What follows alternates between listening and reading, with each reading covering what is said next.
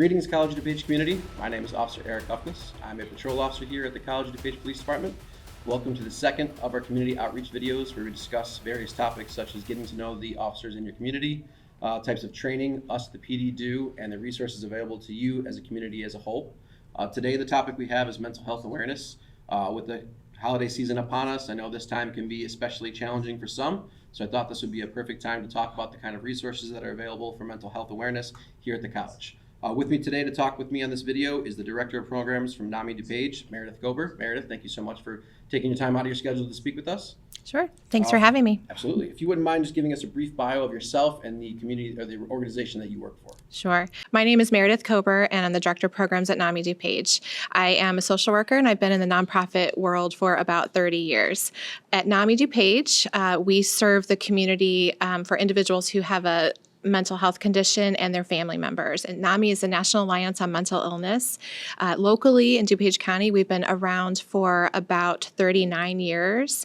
NAMI is one of the largest grassroots organizations on mental health. We offer what's called a peer model, which means that all of our services and activities are led by individuals who have the lived experience. So, for example, all of our support groups and education classes for individuals are led by individuals who have that lived experience. And on the family side, all of those services are led by family members who have a loved one with the diagnosis. Awesome. Well, once again, thank you for coming and talking with us today. Sure. One of the reasons why I wanted to talk to you today is because the topic of mental health is something that students here on campus have expressed concerns about. Recently, a study done in 2023 that was gathered by the Office of Research and Analysis here at the college showed that overall just under half of respondents indicated that student mental and emotional health is a high priority for the students here at the college. The reported stresses vary from financial, academic, career path, family, etc. There's a lot of stuff. And also, one of the statistics that kind of stood out to me was that out of all the respondents, 15% said that they've experienced suicidal thoughts within the last 12 months. So that was particularly alarming for me. It is. So with this study in mind and those statistics, if you wouldn't mind explaining to the students how they can find support through the services that NAMI offers. Sure. We have lots of services that they would be able to take advantage of. So our office is located over in Wheaton in the DuPage County government complex area, and we have free support groups for individuals living with a mental health condition. They meet on Wednesday evenings in person. We also have one that meets virtually on Thursday evenings. For individuals, we also have peer one-on-one support. So that is done by an individual who has had specific training to do that one-on-one support with individuals. There is a small fee associated with that, but we do offer a sliding fee scale. So the lowest would be about $1.50 all the way up to $15. We offer what's called the Living Room program, which is open Monday through Friday from 3 to 8 p.m. And that is available for individuals who may be experiencing an increase in mental health symptoms, and they just need somebody to talk to in that moment.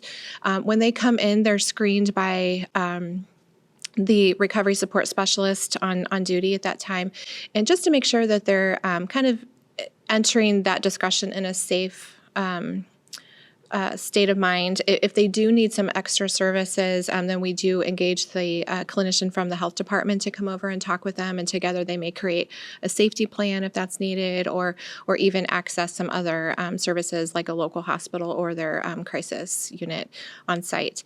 Most of the time, they're able to just sit and talk with one of the recovery support specialists just to kind of talk about what the current situation is, how they can de-escalate, what are some coping mechanisms they can use, and of course, at the end, they're always invited to come back and make a one-on-one appointment with us.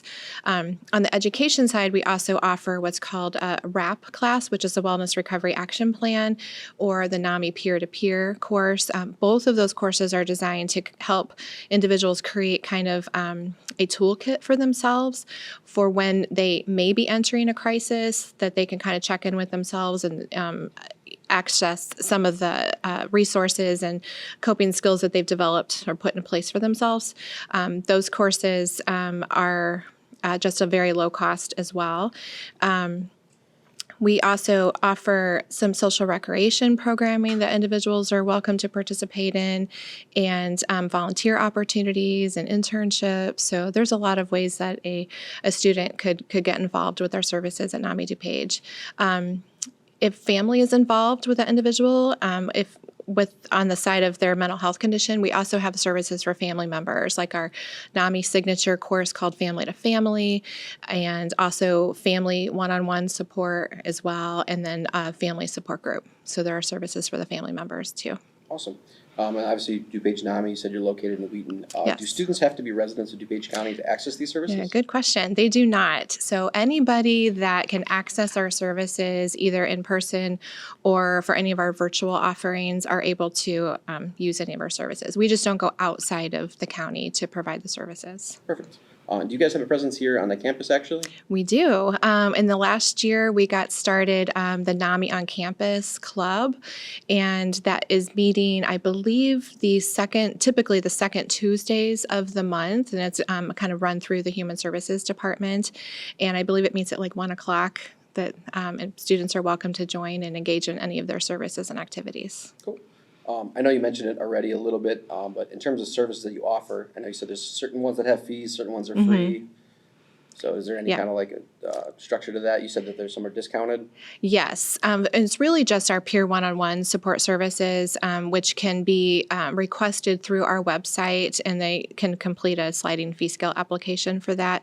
And then the WRAP class is the one that costs, I think it's like $25 because of the materials provided. But outside of that, all of our services are free for the individual that is needing the services and their family members as well. Awesome. I remember what it's like to be a broke college student. So. Exactly. So they would probably qualify for the lower end of the sliding fee scale. Okay. Yep. One thing I did want to discuss a little more detail. I know this isn't something per se that DuPage NAMI is the one that's in charge of, but I'm sure you have a decent amount of knowledge on it, is the 988 number. I believe it's a service that's kind of underutilized and is a great way for individuals who are struggling to receive some assistance. So if you wouldn't mind explaining exactly what the 988 number is, who can use it, is it free, is it confidential, that kind of stuff.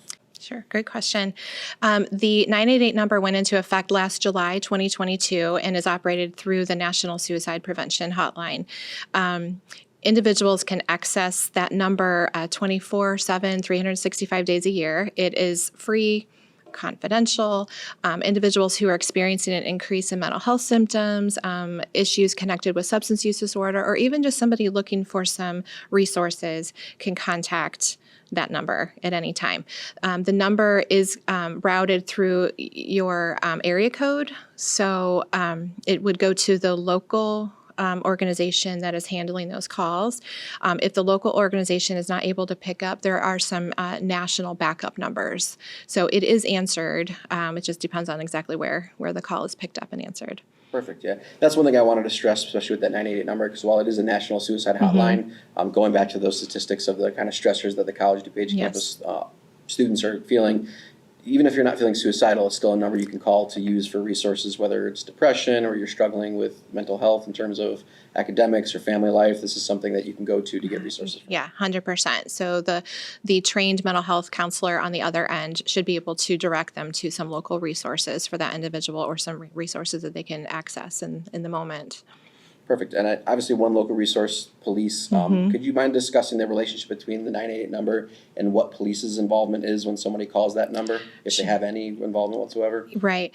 So the police is not typically involved unless the situation, of course, every call is unique, unless the situation on the call and the mental health counselor can't resolve the situation in that moment, or if the counselor is concerned that there's risk of harm to that individual or to others. And at that point, they would loop in the local 911 dispatcher to help resolve the situation. Gotcha, yeah. That's one thing I wanted to mention, just that I know some people, they feel like if they're going to give the 988 number, their name's going to be broadcast to police and they're going to show up, and that's just not the correct. Correct. So one thing I'd like to add here with that too, in case that does happen, say we do respond to a call, a vast amount of our officers are CIT trained. CIT stands for Crisis Intervention Training. It's a course that you go through to get certified in to help officers teach how to interact with somebody experiencing a mental health situation, teaches de-escalation, active listening, stuff like that. So I feel like between CIT training, we do have counselors here on the campus, all the different programs that Meredith has discussed today. If you are experiencing some kind of mental health crisis here on the campus, there are a lot of available resources for you in that time. Meredith, I'd like to thank you for coming and talk to us today. On behalf of all the PD, I really do appreciate the work that you do. Thank you so much. Any last words for the COD community? No, I encourage you to check us out at NAMI DuPage. The website is namidupage.org, and we do keep the website up to date with all of our services and activities. So if you're ever wondering what we have going on a particular day, just come and check us out. We also invite you to just come in and check us out in person, because sometimes it's nice to get to know a facility and a location before perhaps you might need it in a crisis situation. So anyone is welcome. And also for any students that are looking for internships or volunteer opportunities, we have lots of those available as well outside of our resources. Awesome. Well, thank you very much. Okay, thank you. That's all we have for you today, ladies and gentlemen. I know finals are right around the corner, so students, good luck. And in this holiday season, if you are struggling, if you need to talk to someone, the PD's here, the counselors are here, all the services Meredith mentioned is here. Please speak to someone. Stay safe and happy holidays.